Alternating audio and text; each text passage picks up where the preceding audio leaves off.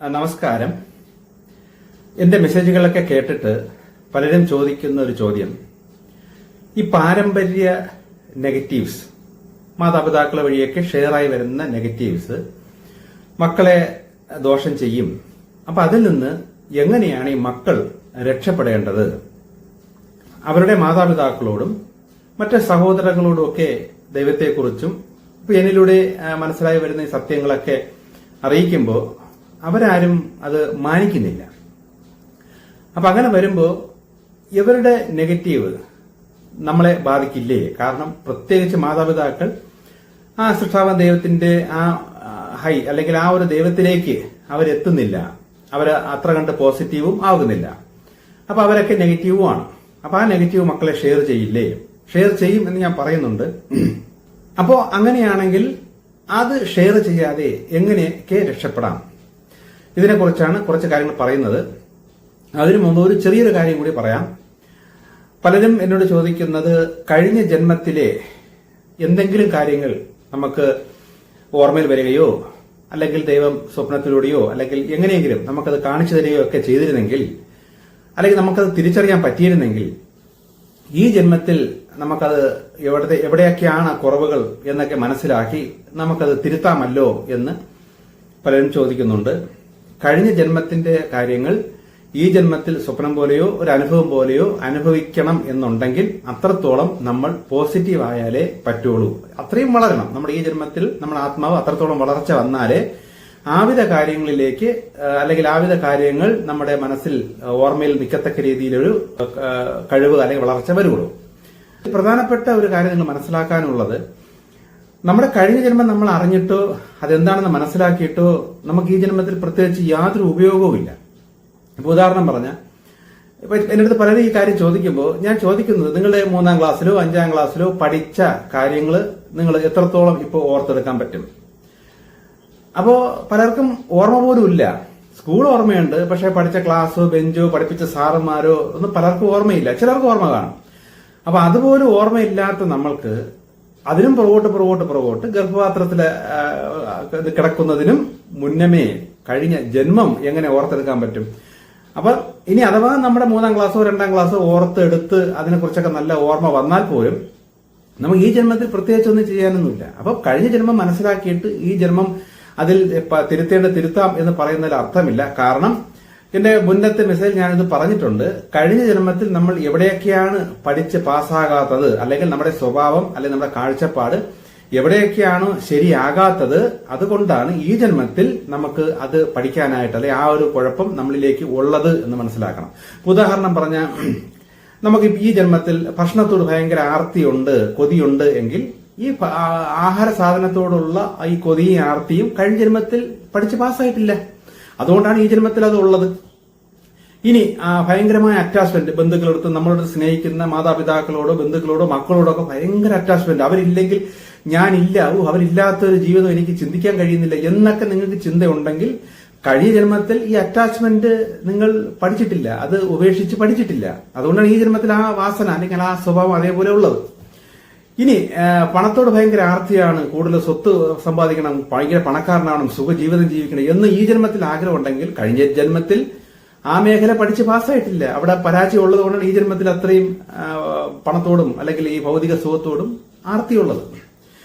ഇതേപോലെ നമ്മൾ ഈ ജന്മത്തിലുള്ള നമ്മുടെ കുറവുകൾ, ഇപ്പൊ എന്റെ മെസ്സേജ് കേട്ട് കഴിയുമ്പോൾ തന്നെ നിങ്ങൾക്ക് മനസ്സിലാവും എവിടെയൊക്കെയാണ് പ്രകൃതിയുടെ വ്യവസ്ഥകൾ, എന്തൊക്കെയായിരുന്നു വ്യവസ്ഥകളെന്ന്. എന്റെ പഴയ മെസ്സേജുകളെല്ലാം കേട്ടാൽ നിങ്ങൾക്ക് തിരിച്ചറിയാൻ പറ്റും. എന്നിട്ട് നിങ്ങൾ തന്നെ മനസ്സിലാക്കുക, നിങ്ങൾ തന്നെ സ്വന്തമായി അനലൈസ് ചെയ്ത് നോക്കിയാൽ മതി. നിങ്ങൾക്ക് അറിയാൻ പറ്റും എന്തൊക്കെയാണ് ഈ ജന്മത്തിലെ നിങ്ങളുടെ കുഴപ്പങ്ങൾ. ഇതൊക്കെ തന്നെയാണ് കഴിഞ്ഞ ജന്മത്തിൽ നിങ്ങൾ പരാജയപ്പെട്ട മേഖലകൾ. ഇത്രയേ ഉള്ളൂ. ഈ ജന്മത്തിൽ അത് ക്ലിയർ ചെയ്യുക. അപ്പൊ ആ വിഷയം നമ്മൾ ചിന്തിക്കേണ്ട. അതിന്റെ ഉത്തരം ഇതാണ്.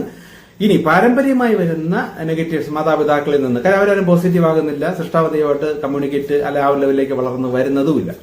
അപ്പൊ നമുക്ക് ഷെയർ ആകാതിരിക്കണമെങ്കിൽ പല കാര്യങ്ങളുണ്ട്. ഒന്ന്, ഞാൻ മുമ്പ് പറഞ്ഞു തന്നു, ആ ഒരു മെസ്സേജ് പലരും കേട്ടിട്ടില്ലെന്ന് തോന്നുന്നു. മാതാപിതാക്കളുടെ ഭൗതികമായ സാധനങ്ങൾ, പണമായാലും വീട്, എന്തെങ്കിലും നമ്മൾ ഈ സ്ത്രീധനം പോലെയോ അല്ലെങ്കിൽ അവരുടെ ദാനം പോലെയോ മക്കൾക്ക് കൊടുക്കുമല്ലോ, വീതിച്ചു കൊടുക്കുമല്ലോ. അപ്പൊ അങ്ങനെ അവരുടെ ഭൗതിക നേട്ടങ്ങൾ അല്ലെങ്കിൽ സമ്പാദ്യം വീതിച്ചു കൊടുക്കുമ്പോൾ നിങ്ങൾ അതിലൊരു പങ്ക് പറ്റിയാൽ അവരുടെ ആത്മീയ സകല കാര്യങ്ങളും അതോടൊപ്പം ഷെയർ ആകും. ഇതൊരു നിയമമാണ്.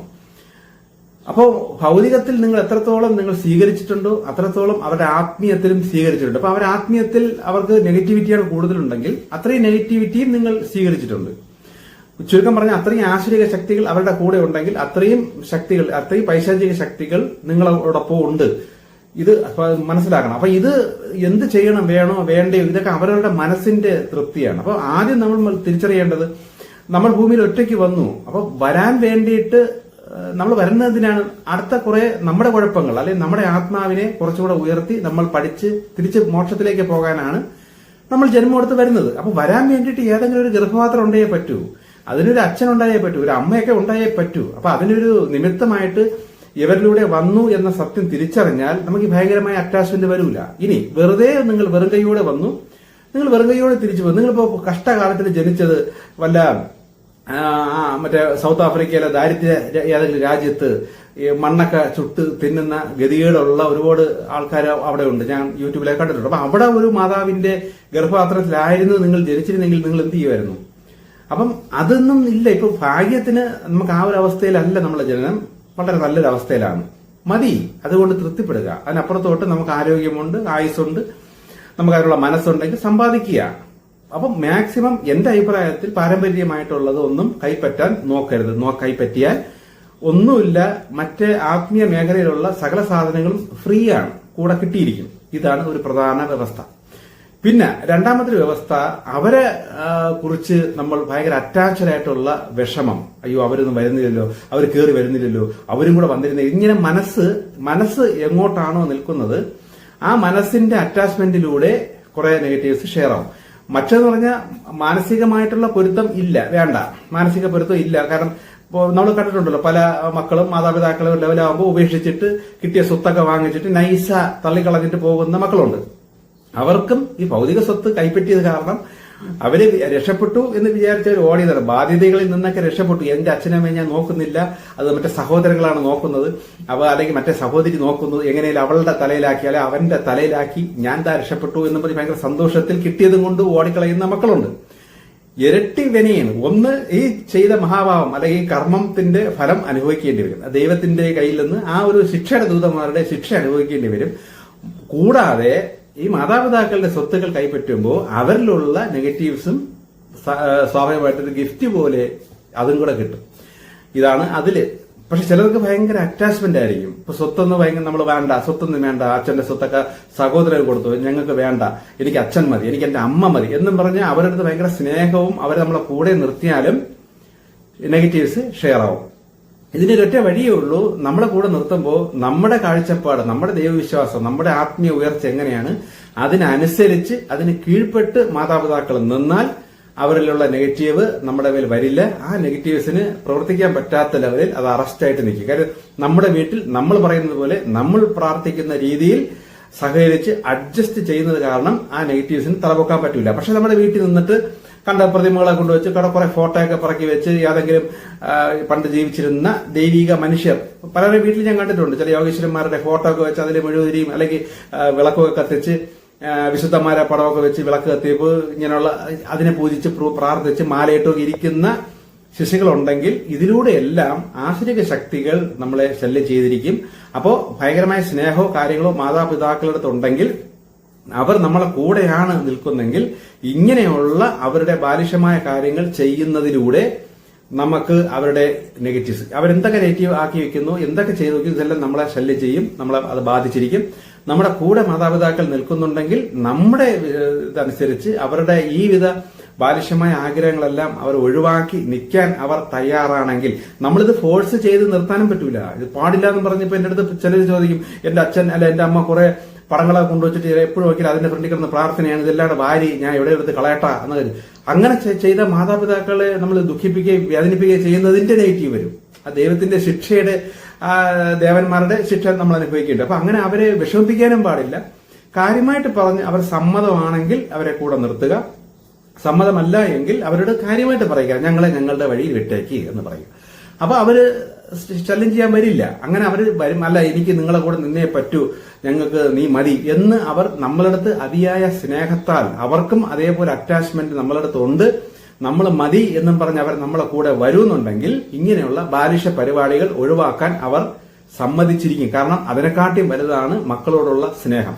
അപ്പൊ മക്കളുടെ സ്നേഹത്തെക്കാട്ടിയും വലുതാണ് ഇങ്ങനെയുള്ള പ്രതിമകളും വിഗ്രഹങ്ങളും ബാലിശമായ അല്ലെ ശിശുത്വ രീതിയിലുള്ള ആരാധനാക്രമങ്ങൾ മക്കളെക്കാട്ടിയും വലുതാണെന്ന് ചിന്തിക്കുന്ന മാതാപിതാക്കൾ മക്കളെ കൂടെ വരില്ല. പക്ഷെ നമ്മൾ അവിടെ കാര്യമായിട്ട് സംസാരിച്ച് പറഞ്ഞ് മനസ്സിലാക്കിച്ച് വേണം ചെയ്യാൻ. വിരട്ടി ദേഷ്യപ്പെട്ട് മര്യാദയ്ക്ക് നിന്നോളാം അങ്ങനെയൊന്നും പറഞ്ഞല്ല ചെയ്യാനുള്ളത്. നമ്മുടെ വിശ്വാസം ഇതാണ്, സഹകരിക്കുന്നത് സഹകരിക്കുക എന്ന് പറയുമ്പോൾ അവരായിട്ട് തന്നെ ഒഴിഞ്ഞു മാറിക്കോളും. പിന്നെ നമ്മളെ ചിലപ്പം അവരുടെ കാര്യത്തിന് പോലും നമ്മളെ ചിലപ്പം വിളിക്കില്ല, അവരങ്ങ് വിട്ടുപൊയ്ക്കോളും. അപ്പൊ നമ്മളങ്ങ് വിടുക, ദൈവം അങ്ങനെ ആക്കുന്നു എന്ന് മനസ്സിലാക്കി നമ്മളങ്ങ് അകന്ന് മാറിക്കൊടുക്കുക. ഇങ്ങനെ വന്നാലും ഈ പാരമ്പര്യമായിട്ട് വരുന്നത് നമ്മളെ ബാധിക്കില്ല. പിന്നെ ഈ പലരും ചോദിക്കുന്നു, ഈ കുട്ടികളായിരിക്കുമ്പോൾ നമുക്ക് അറിവില്ലല്ലോ, അപ്പം മാതാപിതാക്കളായിട്ടുള്ള അവരെ കൂടെ നിൽക്കാൻ പറ്റുള്ളൂ, അപ്പം അവരുടെ കർമ്മ അല്ലെങ്കിൽ ഈ നെഗറ്റീവ്സ് കുട്ടികളെ ബാധിക്കുന്നുണ്ടല്ലോ, അപ്പൊ കുട്ടികൾ എന്ത് പിഴച്ചു, കുട്ടികൾ എന്ത് ചെയ്യും എന്ന് ചിലർ ചോദിക്കുന്നുണ്ട്. കുട്ടികൾ എന്ന് പറയുമ്പോൾ ദൈവത്തിന്റെ അല്ലെ പ്രകൃതിയുടെ കണ്ണിൽ ഒരു 16-17 വയസ്സ്, പെൺകുട്ടികളൊക്കെ ആണെങ്കിൽ 13-14 വയസ്സ്, ഈ ഒരു റേഞ്ചിൽ അവർക്ക് ആത്മീയ സ്വാതന്ത്ര്യം അവർക്ക് തുടങ്ങിക്കഴിഞ്ഞു. അവർ സ്വന്തമായി ദൈവത്തെ അന്വേഷിക്കുകയോ സംശയങ്ങൾ ക്ലിയർ ചെയ്ത് മുന്നോട്ട് വരേണ്ട സമയം തുടങ്ങിക്കഴിഞ്ഞു. അതുവരെ ഈ മാതാപിതാക്കളുടെ നെഗറ്റീവ്സ് അല്ലെങ്കിൽ ഈ ഒരു കർമ്മദോഷം മക്കൾ അനുഭവിച്ചിരിക്കും. അപ്പൊ അങ്ങനെ അനുഭവിക്കേണ്ട ആവശ്യമില്ലല്ലോ, അതിന്റെ കാര്യമില്ല എന്നൊക്കെ ചിലര് പറയുന്നുണ്ട്. അങ്ങനെ മാതാപിതാക്കളുടെ ഒന്നും മക്കൾക്ക് വരില്ല എന്നൊക്കെ ചിലര് പറയുന്നുണ്ട്. അത് മണ്ടത്തരമാണ്. ഒന്ന് ചിന്തിച്ചാൽ തന്നെ നമുക്ക് മനസ്സിലാവും മാതാപിതാക്കളുടെ കർമ്മം മക്കൾക്ക് അനുഭവിക്കേണ്ടി വരും. ഇപ്പൊ ഉദാഹരണത്തിന് ഇപ്പൊ പിതാവ് അല്ലെങ്കിൽ പിതാവ് ഒരുപാട് കടം വാങ്ങിച്ചു കൂട്ടി, സ്വന്തമായി വീട് നഷ്ടപ്പെട്ടു, അല്ലെങ്കിൽ വീട്ടിൽ ആൾക്കാരിടന്ന് വഴക്കും ബോളവും കൂടെ ഉണ്ടാക്കുന്നു, കേസ് വഴക്ക്, ഇങ്ങനെയൊക്കെ വരുമ്പോൾ മാതാപിതാക്കൾ അതിന്റെ പിറകെ പോകുമ്പോൾ സ്വാഭാവികമായിട്ട് ആ കൊച്ചുകുട്ടികൾ കഷ്ടം അനുഭവിക്കുകയാണ്. അപ്പം നമ്മൾ ഈ ആത്മീയ മേഖലയിലിട്ട് ചിന്തിക്കാതെ ഭൗതികത്തിൽ നോക്കിയാൽ തന്നെ മാതാപിതാക്കൾക്ക് വരുന്ന കഷ്ടങ്ങളെല്ലാം കുട്ടികൾക്കും കഷ്ടമാണ്, അത് അനുഭവിച്ചുകൊണ്ടിരിക്കുകയാണ്. ഇതും ആ കർമ്മ ഷെയർ ആകുന്നതാണ്. മാതാപിതാക്കൾ സന്തോഷകരമായിട്ടും സുഖമായിട്ട് ജീവിക്കുമ്പോഴാണ് മക്കൾക്കും ആ ഒരു സുഖം കിട്ടുന്നത്. അവർക്ക് പ്രശ്നങ്ങളോ വിഷയങ്ങളോ, പെട്ടെന്ന് ഒരു ആക്സിഡന്റ് പറ്റി മാതാവ് കിടപ്പിലായിപ്പോയി അല്ലെങ്കിൽ പിതാവ് കിടപ്പിലായി പോയാലും ആ മക്കൾക്ക് ഒരുപാട് കഷ്ടം അനുഭവിക്കേണ്ടി വരും. കൊച്ചു കുട്ടികളായിരിക്കുമ്പോഴേ മാതാവിന് വയ്യാത്തത് കാരണം അടുക്കളയിലൊക്കെ പോയി പാചകവും കാര്യങ്ങളൊക്കെ ചെയ്യുന്ന കാര്യങ്ങളൊക്കെ നമുക്കറിയാവുന്നതല്ലേ. അപ്പൊ ആ കൊച്ചുകുട്ടിക്ക് സ്കൂളിൽ പോലും പോകാൻ പറ്റാത്ത കണ്ടീഷൻ വരും, പഠിക്കാൻ ഭയങ്കര ആഗ്രഹമായിരിക്കും. അപ്പൊ ഇതെല്ലാം മാതാപിതാക്കളുടെ കർമ്മ അല്ലെങ്കിൽ ആ ദോഷം ഇങ്ങോട്ട് ഷെയർ ആകുന്നതാണ്.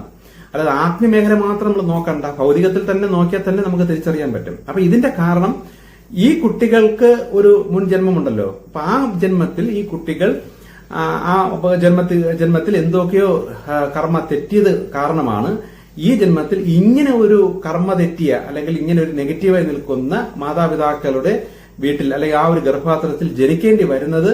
ആ കുട്ടികളുടെ കുറച്ച് കർമ്മ ബാലൻസ് ആവാനാണ്. അതിന് അറിവ് വേണമെന്ന് നിർബന്ധമൊന്നുമില്ല, ആത്മാവിന് തിരിച്ചറിയാൻ പറ്റും.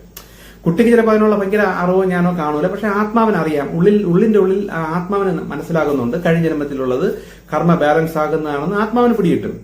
അപ്പൊ അത് കുറച്ചു നാളത്തേക്ക് അത് അനുഭവിച്ച് ബാലൻസ് ആകാൻ ഉള്ളത് കൊണ്ടാണ് ആ അദൃശ്യ ശക്തികൾ മനഃപൂർവ്വം ഈ ഒരു കുടുംബത്തിലിട്ട് ജനിപ്പിച്ച്, അപ്പൊ ഈ കുടുംബത്തിലെ മാതാപിതാവിന് ഇങ്ങനൊരു അവസ്ഥ വരുമെന്നും ആ അവസ്ഥയിലൂടെ ഈ കുട്ടി ആ കർമ്മ അനുഭവിച്ച് ബാലൻസ് ആകുമെന്നും പ്രകൃതിക്കറിയാം, അല്ലെങ്കിൽ അദൃശ്യ ശക്തികൾക്ക് അറിയാം. ഇതൊക്കെ പ്ലാൻ ചെയ്ത് ജനിപ്പിക്കുന്നു. പിന്നെ ഒരു പരുവായി 13, 14, ഒരു 15 വയസ്സൊക്കെ ആകുമ്പോൾ ഈ കുട്ടിക്ക് ആത്മീയ വളർച്ച വന്നു തുടങ്ങുമ്പോൾ ഈ കുട്ടി സ്വന്തമായി ദൈവത്തെ അന്വേഷിക്കുകയോ അതിനുള്ള വഴികൾ തുറന്നു വരികയോ ചെയ്യുമ്പോൾ ഈ കുട്ടി ദൈവമായിട്ട് അടുക്കുകയോ പോസിറ്റീവാകുകയോ ചെയ്താൽ ആ കുട്ടിയുടെ ബാക്കി ജീവിതമെല്ലാം ഹാപ്പിയാവുകയും ചെയ്യും. മാതാപിതാക്കളുടെ കർമാസ് ആ ഒരു സമയമാകുമ്പോഴത്തേക്ക് ചിലപ്പം തീരാനുള്ള സാഹചര്യവും വരും. ഇതൊക്കെ ഈ സമയവും പ്ലാനിങ് ഒക്കെ മറ്റ് ശക്തികളുടെ കൂടെ പ്ലാനിങ് ആണ്.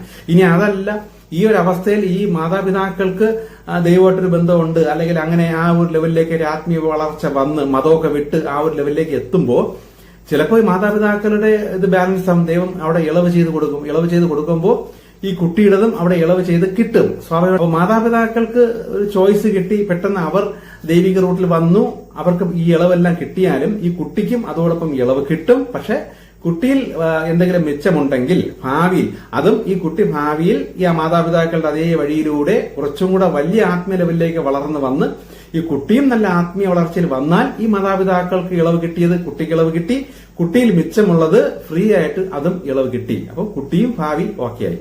ഇങ്ങനെ പല പല കണക്കുകളുണ്ട്. അപ്പൊ ഇതൊക്കെ മനസ്സിലാക്കി വേണം നമ്മൾ ഈ കർമാസ് നോക്കാൻ. അല്ലാതെ മാതാപിതാക്കളെ നമ്മൾ മാറ്റി നിർത്തി ബുദ്ധിപരമായിട്ട് നിന്നാലെന്നും പറഞ്ഞ് ഈ കർമ്മ മാറൂല.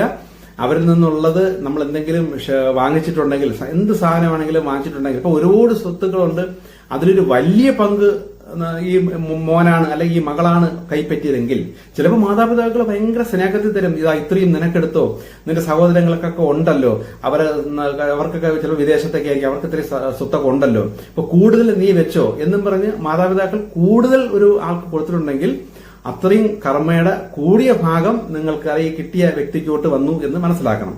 അതേസമയം ചിലര് വഴക്കും ബോളമൊക്കെ ഉണ്ട്, എനിക്ക് നിങ്ങളുടെ ഒന്നും ആവശ്യമില്ല, സ്വത്തും വേണ്ട, ഒന്നും വേണ്ട, ഇങ്ങനെ മാതാപിതാവിനെ ആവശ്യമില്ല എന്നൊക്കെ പറയുമ്പോൾ മാതാപിതാക്കൾ നീ എവിടെയെങ്കിലും പോയി തുലഞ്ഞോ, ഞങ്ങൾക്ക് നിന്നെ താല്പര്യമില്ല എന്നൊക്കെ പറഞ്ഞ് വെറുപ്പിച്ച് നമ്മളെ അകറ്റി നിർത്തിയിട്ടുണ്ടെങ്കിൽ ഒരു കണക്കിന് നിങ്ങൾക്ക് ഭാഗ്യമാണ്. പാരമ്പര്യം വഴിയുള്ള ഒന്നും നിങ്ങൾക്ക് ഇല്ല, വളരെ കുറച്ചുണ്ട്. നമ്മൾ രക്തം വഴി ഷെയർ ആകുന്ന ആ ഒരു അവകാശം വരുന്ന ചില നേറ്റീവ്സ് ഉണ്ട്. അത് നമ്മൾ അവരിൽ നിന്നൊക്കെ മാറി നിന്ന് കുറച്ച് ദൈവികമായി ചേരുമ്പോൾ അതും കട്ടായി പോകും, അതും തന്നെ നശിച്ചു പോകും. അത്രേ കാണുള്ളൂ. ബാക്കിയൊക്കെ ഒരുപാട് കർമാസ് ഒരുപാട് കട്ടായി പോകും. അപ്പൊ ഈ കാലഘട്ടത്ത് ദൈവം ചെയ്യുന്നത് ഇങ്ങനെ ദൈവത്തിന്റെ റൂട്ടിലേക്ക് വന്ന് ആത്മവളർച്ച വരേണ്ട പലർക്കും ഞാനീ പറയുന്ന നിയമങ്ങൾ മനസ്സിലാക്കി നിങ്ങൾ ബുദ്ധിപരമായ രീതിയിൽ ആ പിണക്കാതെയും അഡ്ജസ്റ്റ് ചെയ്ത് മാറി വരുന്നുണ്ടെങ്കിൽ അങ്ങനെ വരിക. ഇല്ലെങ്കിൽ ഇപ്പൊ ദൈവം ചെയ്തുകൊണ്ടിരിക്കുന്നത്, അല്ലെങ്കിൽ പ്രകൃതി ചെയ്തുകൊണ്ടിരിക്കുന്നത്, സാഹചര്യങ്ങൾ ഒരുക്കി ദൈവത്തിന്റെ ഹൈ തലത്തിൽ പോകേണ്ടവരെ കുടുംബത്തിൽ നിന്നെല്ലാം അകറ്റി അല്ലെങ്കിൽ മാറ്റി നിർത്തിക്കൊണ്ടിരിക്കുകയാണ്. അപ്പൊ കുടുംബത്തിനകത്ത് വഴക്കോ പ്രശ്നങ്ങളോ വിഷയങ്ങളൊക്കെ ഉണ്ടാകും, സ്വത്ത് തർക്കങ്ങൾ വരും. എന്റെ ഈ മെസ്സേജുകൾ കേൾക്കുന്ന പലർക്കും സ്വത്തുകൾ കിട്ടൂല, അല്ലെങ്കിൽ കിട്ടുന്നില്ല, കേസ് വഴക്ക് അങ്ങനെയൊക്കെ നിൽക്കുന്നുണ്ടെങ്കിൽ നിങ്ങളെ ഭാഗ്യമെന്ന് വിചാരിച്ച് വഴക്ക് കൂടി കേസ് കൊടുത്ത് ആ സ്വത്തുക്കൾ കൈവശപ്പെടുത്താൻ നോക്കരുത്. ദൈവമായിട്ടൊരു സാഹചര്യം ഒരുക്കി നിങ്ങളെ അതിൽ നിന്ന് രക്ഷിക്കാൻ ശ്രമിക്കുന്നതാണ്. നമ്മൾ അത് അവകാശമല്ലേ, എനിക്ക് അവകാശപ്പെട്ടതാണ് എന്ന് പറഞ്ഞ് കടിച്ചു പിടിച്ച് അടിയുകൂടി വാങ്ങിച്ചാൽ ആത്മീയമായി ഇങ്ങനെ കുറെ നെഗറ്റീവും കൂടെ വലിഞ്ഞു കയറും. സ്വത്ത് കൈ കിട്ടിയാലും ബാക്കി ഒരുപാട് ഭാഗത്ത് നമ്മുടെ മക്കൾക്കോ അല്ല നമ്മുടെ ഭാവി ജീവിതത്തിൽ ഒരുപാട് പ്രശ്നങ്ങൾ വരും. അതോടൊപ്പം മോക്ഷം അല്ലെങ്കിൽ ദൈവത്തിന്റെ ഹൈ ലെവലിലേക്ക് എത്താൻ നിങ്ങൾക്ക് ഭയങ്കര ബുദ്ധിമുട്ടുമായിരിക്കും. അപ്പൊ അതുകൊണ്ട് പാരമ്പര്യമായിട്ട് എന്തെങ്കിലും അകൽച്ചകളോ അവരായിട്ട് നിങ്ങളെ മാറ്റി നിർത്തുകയോ പുച്ഛിക്കുകയോ അവഗണിക്കുകയോ ചെയ്താൽ ദൈവത്തോട് നന്ദിയും പറഞ്ഞുകൊണ്ട് മാറി നിൽക്കുക. പാരമ്പര്യ നെഗറ്റീവ്സിൽ നിന്നെല്ലാം നിങ്ങൾക്ക് രക്ഷപ്പെടാം. ഓക്കെ, ഇനി ചില കാര്യങ്ങളൊക്കെ അടുത്തതിൽ സംശയങ്ങളൊക്കെ ഉണ്ടെങ്കിൽ ഇതിന്റെ അകത്ത് കമന്റ് ചെയ്താൽ അതൊക്കെ ചേർത്ത് വെച്ചുകൊണ്ട് ഇനി ബാക്കി മെസ്സേജുകൾ തയ്യാറാക്കാം. ഇതുമായിട്ട് ബന്ധപ്പെട്ട് പല കാര്യങ്ങളുണ്ട്. പക്ഷെ നിങ്ങൾ സംശയങ്ങൾ ചോദിച്ചാലേ എനിക്കത് ഡീറ്റെയിൽഡ് പറഞ്ഞു തരാൻ പറ്റുള്ളൂ. ഓക്കെ.